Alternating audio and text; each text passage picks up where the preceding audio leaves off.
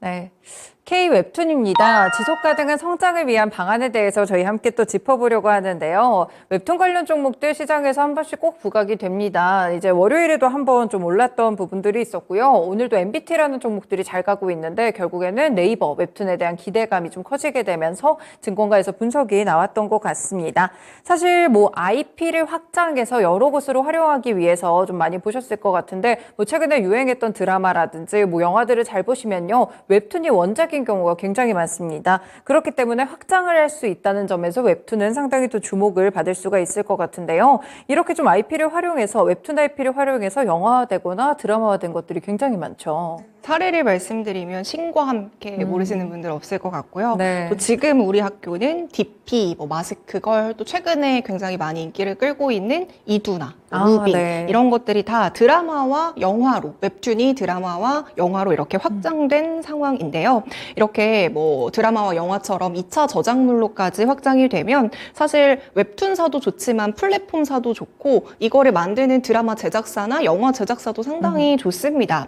왜냐하면 이제 웹툰을 드라마나 영화화로 한다는 것은 이미 인기 있는 웹툰을 기반으로 만들기 때문에 그렇죠. 이미 이 웹툰에 대한 팬덤이 형성이 되어 있는 상황이에요. 그렇기 때문에 이제 제작자 입장에서도 아예 새롭게 시나리오를 써서 드라마나 그 영화를 만드는 것보다는 훨씬 더 사실 부담이 적을 수도 있고요. 이미 확보된 팬덤 때문에 마케팅비도 조금 더 적게 들 수도 있고 네. 하지만 흥행의 확률은 높다고 볼 수 있습니다. 웹툰 업계도 사실 웹툰이 영화나 드라마로까지 제작이 돼서 흥행에 성공을 하게 되면 이미 이 웹툰을 좋아하고 있는 팬덤 이외에도 새롭게 들어온 팬덤들까지 추가로 확보를 할 수 있기 때문에 네. 웹툰 업체들도 사실상 이제 호재로 볼 수가 있고요. 또 이제 이렇게 신규 독자를 확보를 하게 되면 이 웹툰을 공급하고 있는 카카오나 뭐 네이버와 같이 플랫폼사들도 이제 구독자 수들이 늘어나게 되니까 당연히 좋을 수밖에 없을 것 같아요. 네. 그래서 실제로도 이제 넷플릭스에서 최근에 굉장히 인기 있게 개봉한 드라마죠. 이두나라는 네. 그 드라마가 넷플릭스에서 공개된 그 날에 일평균 사용자 수가 넷플릭스 260만 명까지 갑자기 확 증가하기도 했다고 합니다. 네. 이런 식으로 웹툰의 IP가 확장이 되면 여러 업체들에게도 선순환 구조로 다 좋게 흘러가는 것 같아요. 네, 그렇군요. 결국에 이제 좋은 웹툰 IP가 좀 확장이 되면 영화나 드라마에서도 히트를 치게 되고 사실 또 반대로 영화나 드라마가 히트를 쳤을 때 웹툰으로 유입되는 네. 경우도 있더라고요. 좀 상생적인 구조를 가져가는 것 같은데 사실 뭐 웹툰사라든지 플랫폼사 웹툰을 제공하는 그리고 드라마 제작사까지 뭐 다양한 이해 관계자들이 얽혀 있을 것 같아요. 웹툰 산업은 어떻게 좀 이해를 하면 될까요? 일단은 핵심 플레이어들을 좀 소개를 해드려 보자면요. 첫 번째로는 이제 대표적으로 이 웹툰을 우리가 볼 수 있는 플랫폼사를 꼽을 수가 있을 것 같아요. 네. 대표적으로 여러분들께서도 알고 계신 플랫폼사는 뭐 네이버나 카카오가 될 것 같고요. 그렇죠. 네이버에서는 네이버 웹툰이라는 플랫폼을 운영을 하고 있고 카카오는 이제 카카오 페이지라는 웹툰 플랫폼을 운영을 하면서 여러 작가들이 연재한 다양한 웹툰들을 이 플랫폼에서 확인을 할 수가 있습니다. 그리고 또 이제 네이버나 카카오 이외에도 또 이제 상장사 중에서 키다리 스튜디오도 봄툰이랑 레진 코믹스 그리고 델리툰이라는 웹툰 플랫폼을 운영하고 있고요. 네. 또 이제 미스터블루 같은 경우에도 미스터블루라는 또 웹툰 플랫폼을 함께 운영을 하고 있습니다. 이 각자의 플랫폼들이 약간 이제 주력으로 하고 있는 장르들도 조금씩은 다르다고 볼 수가 네네. 있고요. 또 이제 유료화의 차이도 있는데 어떤 플랫폼은 이제 뭐 첫 번째 화부터 유료로 결제해야 되는 플랫폼도 있고 또 어떤 플랫폼은 3화까지는 무료로 보여주는데 그 이후부터는 돈 내고 보세요 이런 식으로 하는 것도 네. 있고 약간은 이제 유료화의 강도 차이 그리고 밀어주는 장르 차이도 조금 있다라고 생각을 해주시면 될 것 같고요. 어쨌든 이제 플랫폼사들은 결국에는 그 이용자 수를 늘려야 되는 부분이 있기 때문에 마찬가지로 이제 마케팅비도 굉장히 많이 써서 웹툰에 대한 광고라던가 홍보라던가 마케팅도 굉장히 많이 하고 있고요. 또 네이버와 카카오의 경우에는 아시는 것처럼 그 웹툰 사업을 해외로 좀 진출하기 위해서 다양한 투자도 확대하고 있는 중입니다. 네, 그렇군요. 플랫폼사들도 분명히 있어서 이렇게 웹툰을 제공하기도 하겠지만 또 다른 핵심 플레이어라고 하면 어디 쪽을 꼽을 수 있을까요? 이제 플랫폼사 이외에는 이제 두 번째로 CP사를 꼽을 수가 있을 것 같은데요. CP는 이제 콘텐트 프로바이더의 약자로 이제 콘텐츠를 제공해주는 역할을 한다고 보시면 될 것 같아요. 그래서 작가랑 플랫폼사를 이제 이어주는 중간 네. 역할을 해주는 에이전시 비슷하게 좀 생각을 해주시면 될 것 같은데요. 이제 예전에는 이 CP사들이 웹툰 작가들의 레퍼런스라던가 뭐 공모전에 있는 그 자료들을 좀 확인을 해가지고 괜찮은 작가가 있으면 딱 픽해가지고 그 작품들을 플랫폼사에 토스해가지고 연결해주는 방식이었거든요. 그러면서 이 중간 수수료를 받는 방식으로 CP사들이 이제 운영이 되어 왔습니다. 네. 그런데 이렇게 중간에서 이 작가랑 플랫폼사를 연결해주는 역할만 하게 되면 단점이 무엇이냐면 이 수수료밖에 받지를 못하는 거예요. 만약에 이제 이 웹툰이 2차 저작물로까지 IP가 좀 확장이 되면 여기에 대한 추가 수익을 CP사가 받지 못하게 되는 구조인 거죠. 그렇기 네. 때문에 이런 식으로 중간 역할자만 하게 되면 CP사가 확장할 수 있는 그 수익에는 어느 정도의 한계가 있다고 보시면 될 것 같아요. 그래서 최근에는 이제 CP사가 아예 자체적으로 웹툰 작가를 좀 고용하는 형태로 운영을 네. 하고 있는 상황인데요. 물론 이렇게 고용을 하게 되면 하이 리스크 하이 리턴 이라고 보시면 될 것 같아요. 왜냐하면 고정적으로 월급을 줘야 되기 때문에 CP사들도 어느 정도의 부담감이 있겠지만 그럼에도 불구하고 그 웹툰이 잘 IP가 확장이 된다면 훨씬 더 많은 수익성들을 창출할 수 있기 때문에 최근에는 이런 식으로 고용을 해서 운영을 하고 있는 상황입니다. 네. 그래서 대표적인 CP사, 상장사 중에서는 대원미디어를 꼽을 수가 있을 것 같은데 이제 대원미디어는 보통 출판사나 아니면은 닌텐도로 많이 알고 계시겠지만 네. 이제 출판 사업을 토대로 이제 웹툰이나 웹소설에 대한 CP사로까지 이제 사업을 좀 잘 확장하고 있는 상황이고요. 그래서 이런 IP 유통도 대원 미디어에서 활발하게 진행을 하고 있는 상황입니다.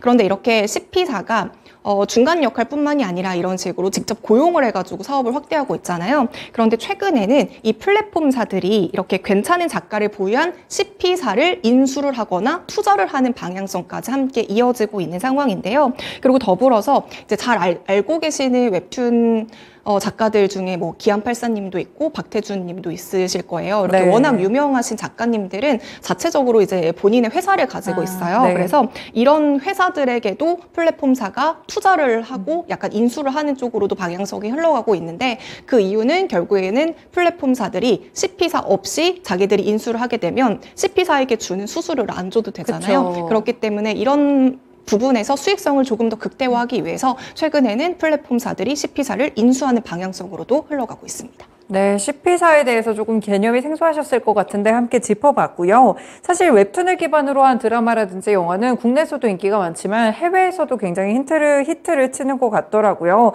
실제로 이제 우리나라 웹툰을 기반으로 해서 영화화되거나 혹은 드라마화되는 혹은 애니메이션화되는 그런 사례들이 좀 늘고 있더라고요. 네, 그 사례는 계속해서 늘어나는 것 같아요. 중국, 일본, 홍콩, 대만 진짜 나라를 가리지 않고 계속해서 우리나라 그 K 콘텐츠들이 인기를 펼치면서 네. 웹툰들이 현지에서도 드라마나 애니메이션이나 영화로 계속해서 제작이 되고 있는 상황인데요. 지금 네이버 웹툰에 연재되어 있는 무뉴라는 그 우주 판타지 웹툰이 있어요. 네. 이게 이제 중국에서 문맨이라는 영화로 작년 7월에 먼저 개봉이 됐고 여기서 이제 인기를 끌면서 9월에는 중국 OTT 플랫폼에 이제 영화에 이어서 애니메이션으로도 이제 함께 제작이 됐습니다. 네. 그리고 지금 국내에서 인기가 많은 앞서서 말씀드렸던 이두나 같은 경우에도요. 지금 중국 OTT 플랫폼에 애니메이션으로 제작이 돼서 공개가 네. 됐고요. 또 이제 이태원 클래스는 일본이랑 대만에서 드라마로 좀 제작이 된 상황이고요. 사내 맞선도 저도 되게 재밌게 본 드라마 중에 하나인데 네. 이것도 홍콩에서 드라마로 만들어져서 이번 달에 홍콩 TV에서 방영이 된다고 합니다. 네. 이 밖에도 뭐 다양한 드라마들이 지금 태국 현지 드라마 방영을 앞두고 있는 상황이고요. 또 이제 N번째 연애가 드라마로 방영이 될 예정이라서 이런 소식들에 월요일에 장에서도 이런 웹툰 관련주들이 이런 기대감으로 좀 상승세를 보였습니다. 말씀 주신 이런 제목들을 들어보니까 정말 영화화되거나 드라마화된 것들이 많네요. 그쵸. 예, 웹툰이라고 생각지도 못했었는데 웹툰인 그런 콘텐츠들도 굉장히 많다는 생각을 했었는데 뭐 이렇게 웹툰을 드라마로 만드는 거 외에도요. 최근에 엔터사들이 약간 본인들의 이제 아티스트 IP들을 좀 웹툰화 시켜서 네. 웹툰으로 만드는 경우도 있다고 하던데요. 맞아요. 이제 웹툰의 인기가 높아지니까 웹툰이랑 협업하려는 산업들도 계속해서 늘어나고 있는 상황인데요. 네. 이제 다양한 소속사들이 있지만 좀 대표적으로 말씀을 드리면 하이브에서는 그 BTS의 성공 스토리라던가 아니면 히트곡을 바탕으로 그 음악적 메시지를 담은 여러 가지 웹툰들을 만들어서 공개를 하고 있습니다. 네. 이제 BTS 같은 경우에는 워낙에 또 이제 세계적으로 인기를 끌고 있는 아이돌이다 보니까 공개가 되자마자 정말 각국에서 화제의 신작으로 바로 이름을 올리면서 커다란 성과를 내고 있고요. 사실 그전에는 엔터사들이 아이돌에 대한 K-팝에 대한 IP 확장이 굿즈로만 어느 정도 좀 이제 한정이 되어 있는 부분들이 네. 있었어요. 티셔츠라던가 머그컵이라던가 맞아요. 약간 이런 식으로 굿즈로만 좀 한정이 되는 부분들이 많았는데 이렇게 웹툰으로까지 IP를 확장시키면서 음악이라던가 멤버들에 대한 그 스토리까지도 웹툰을 통해서 전달할 수 있기 때문에 네. 새로운 추가적인 팬덤이 확장될 수 있다라는 측면에서 굉장히 긍정적인 부분인 것 같습니다. 그리고 이제 K-팝이 웹툰으로 이제 이렇게 IP가 확장이 되면 이렇게 만들어진 웹툰이 또 인기를 끌 수가 있잖아요. 그쵸. 그럼 결국에는 또다시 이 웹툰이 드라마나 뭐 영화로까지 이어질 수 있기 때문에 웹툰 자체의 IP 확장뿐만이 아니라 이렇게 다양한 분야에서 웹툰과 협업하는 사례가 계속 늘어나는 선순환 구조가 이어질 것으로 보입니다. 확실히 뭐 IP를 확장한다는 측면에서는 웹툰 사업이 확실하게 성장세를 가져갈 수 있을 것 같은데 이 웹툰 시장 자체를 봤을 때는 성장성이 좀 어떻게 측정되고 있을까요? 웹툰 같은 경우에는 이제 OTT 프로그램이나 또 게임과 비슷하게 한창 이제 코로나 시기에 집에 있는 시간이 그쵸. 많아지면서 네. 그때 이제 인기가 굉장히 많아졌고요. 그리고 이제 스마트폰에 대한 보급률이 높아지면서도 자연스럽게 웹툰을 보는 사용자들이 늘어나게 된 것 같습니다. 그리고 이제 웹툰 IP의 가치의 상승에 따라서 웹툰 시장도 함께 성장을 하고 있는 상황인데요. 지금 국내에서는 웹툰 이용자 수가 지금 2천만 명 수준이라고 하고요. 네. 이제 여기에서 유료로 웹툰을 보고 있는 비중도 한 26.4%에 달하고 있어서 국내에서는 웹툰 시장이 어느 정도 성숙기에 접어들었다 이렇게 네. 보시면 될 것 같아요. 하지만 지금 워낙에 이제 웹툰 작가들도 많아지고 웹툰 맞아요. 시장들이 워낙에 이제 포화가 되다 보니까 그리고 이제 웹툰이 아니어도 볼 수 있는 콘텐츠들이 너무나도 많다 보니까 이제는 웹툰의 이용자 수도 어느 정도 좀 하락으로 전환되고 있는 추세거든요. 네. 그래서 지금 웹툰 시장이 지속 가능한 성장을 하기 위해서 해결해야 될 과제는 이제 첫 번째로는 이용자 수가 감소하고 있잖아요. 이 이용자 수를 감소를 극복해야 되는 첫 번째 과제가 있을 것 같습니다. 네. 그리고 이제 두 번째로는 실적에서 좀 우리가 찾아볼 수가 있을 것 같은데요. 지금 플랫폼사인 네이버랑 카카오의 3분기 콘텐츠 부분 실적을 좀 살펴보면 네이버 같은 경우에는 이제 콘텐츠 부분의 실적이 전년 동기 대비 한 39.5% 정도 증가를 했고요. 네. 카카오의 콘텐츠 매출도 전년 동기 대비 30% 증가하면서 매출 쪽에서는 증가한 모습들을 보여주고 있고 이 콘텐츠 사업의 매출을 견인했던 것도 결국에는 웹툰 사업이라고 보시면 될 것 같아요. 네. 하지만 웹툰의 매출 자체는 늘어났지만 이제 영업 이익은 적자 구조이거든요. 그렇죠. 왜냐하면 이제 제작비도 좀 많이 들고 마케팅비도 많이 들고 광고비, 뭐 인건비 이런 부분들이 증가하다 보니까 매출은 늘어나고 있지만 아직까지는 적자에서 탈피하고 있지 못하는 구조라고 생각을 하시면 될 것 같아요. 그래서 첫 번째 해결 과제는 아까 전에 이용자 수의 감소세를 극복하는 거라고 말씀을 드렸고요. 네. 두 번째 해결 과제는 이 적자를 탈출하는 것까지가 이 두 가지가 지금 웹툰 산업에서 좀 해결해야 될 과제라고 볼 수 있겠습니다. 그러면 이제 웹툰 시장에 대한 아예 파이 자체를 좀 저희가 늘려가기 위해서는 웹툰 업계에서는 어떤 방법을 통해서 이렇게 좀 시장을 키울 수가 있을까요? 결국에는 해외 진출을 하는 것이 가장 유리하다고 볼 수가 있을 것 같아요. 앞서서 말씀드린 것처럼 네이버랑 이제 카카오의 경우에는 이미 해외 진출을 굉장히 활발하게 하고 있는 상황이고요. 네. 또 이제 미국의 웹툰 기업들이 인수를 하기도 하면서 현지화 전략도 잘 체계적으로 이어가고 있는 상황이고 여러 가지 그 현지화에 맞는 거기에 그 문화에 맞는 장르들도 계속해서 흡수하면서 약간 성과도 내고 있는 모습이에요. 하지만 방금 말씀드렸던 것처럼 양적으로는 성장을 하고 있는 추세지만 지금 적자를 벗어나지 못하는 구조이기 때문에 이렇게 수익성을 개선하는 것이 네. 좀 중요할 것 같고 이런 부분들을 우리가 해외 진출해서 좀 찾아볼 수가 있을 것 같아요. 그러면 이러한 웹툰 기업들이 해외로 진출했을 때 어떻게 수익성을 개선할 수 있을지를 세 가지로 말씀을 드려보도록 하겠습니다. 네. 일단은 첫 번째로는 MAU가 증가할 수가 있어요. 이 MAU 같은 경우에는 이용자의 수를 말하는 네. 건데요. 결국에는 해외로 진출하게 되면 국내 이용자 플러스 알파가 되는 거니까 당연히 긍정적이라고 볼 수가 있고, 특히나 이제 미국과 일본 시장을 우리가 조금 더 공략을 해야 될 것 같은데요.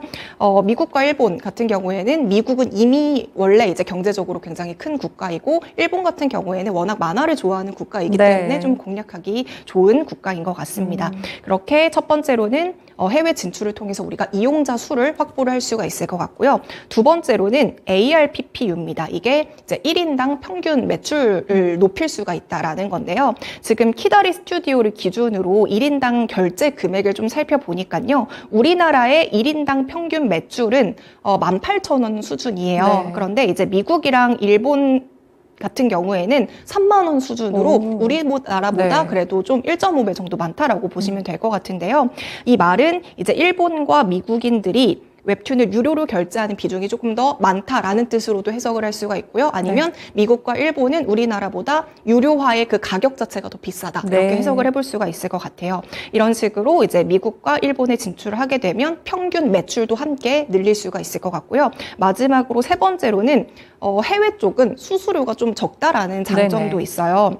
이제 웹툰 플랫폼들은 결국에는 웹툰 작가에게 수수료를 맞죠. 줘야 되는 구조로 되어 있잖아요. 네. 이제 보통 우리나라의 경우에는 50에서 80%의 수수료를 작가에게 지급을 하고 있는 구조인데요.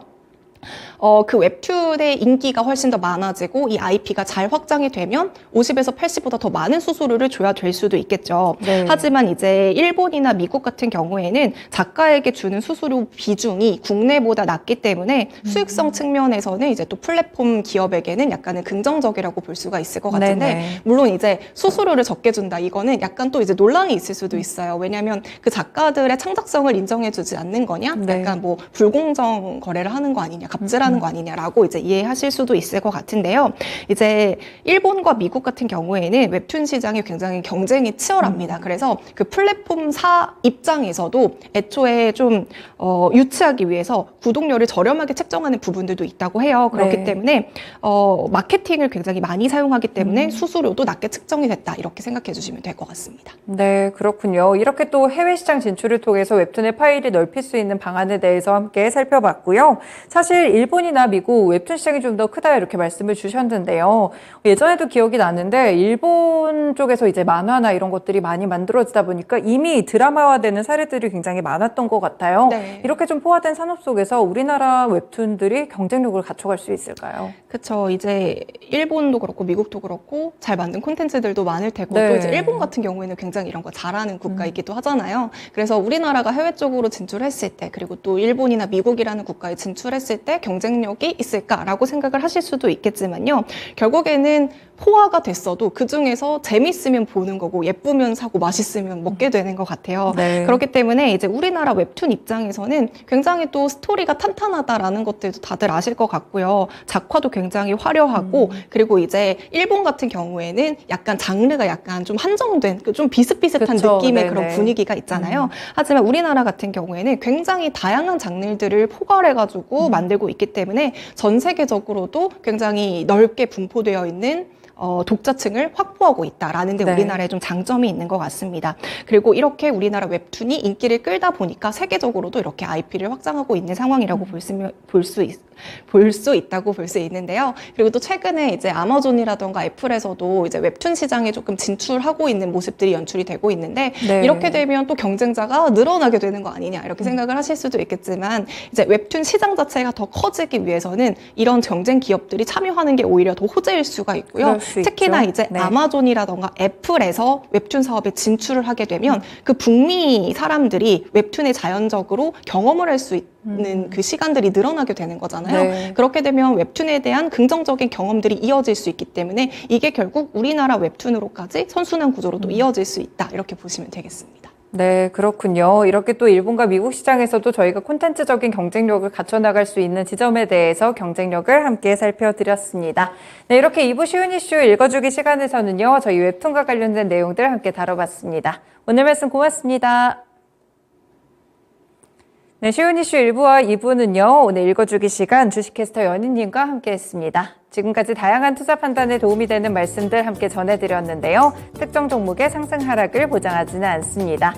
토마토랜드 2.0 마치겠습니다. 남은 오후장도 투자 잘하시길 바라겠습니다. 고맙습니다.